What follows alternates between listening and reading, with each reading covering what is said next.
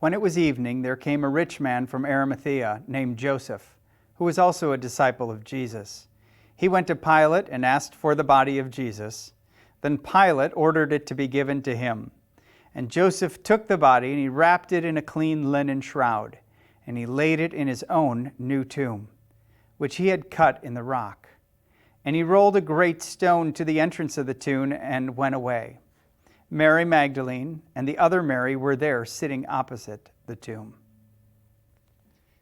This is the Garden Tomb, and it's just outside the gates of Jerusalem, and it's the place where Christians come and they celebrate the resurrection of Jesus.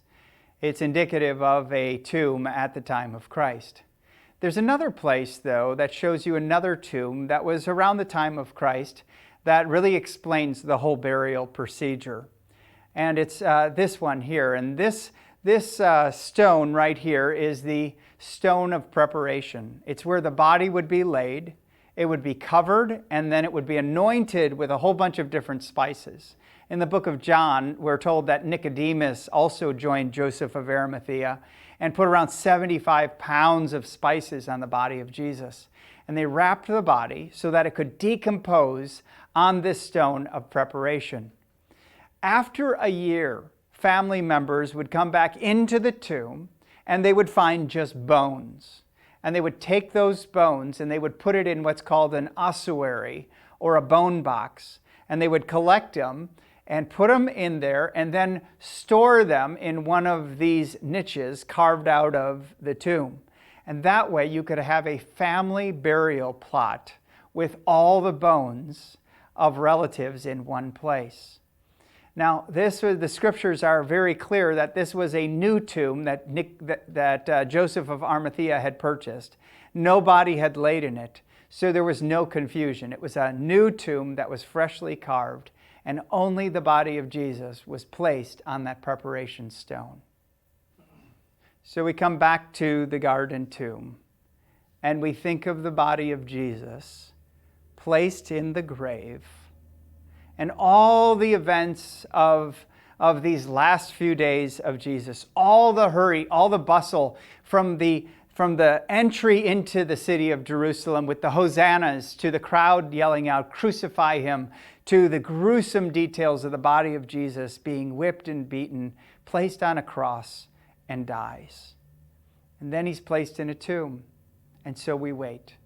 We wait for God to reveal his power and the person of Christ through the resurrection. There is nothing planned in our programming or our content for tomorrow. That's a day of quietness. That's the day of expectation and anticipation.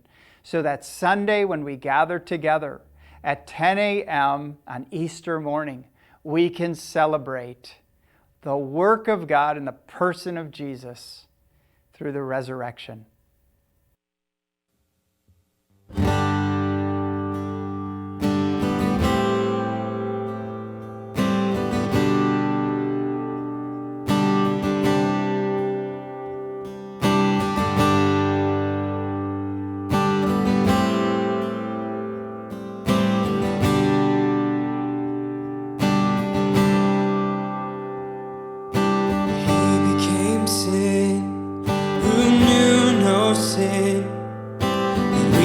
Become his righteousness. He humbled himself and carried the cross. Love so amazing, love so amazing. Jesus Messiah, name above all names, blessed Redeemer, Emmanuel, the rescue for sinners, the ransom from heaven, Jesus Messiah, Lord of all.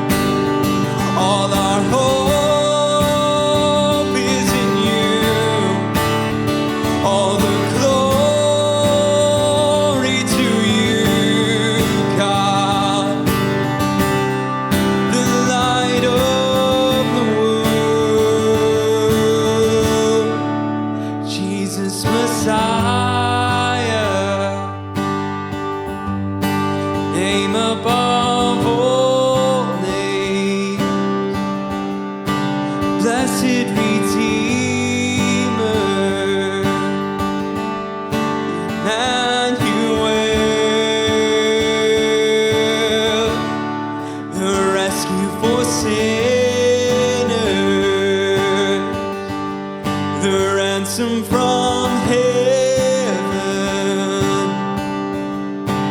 Jesus Messiah, Lord.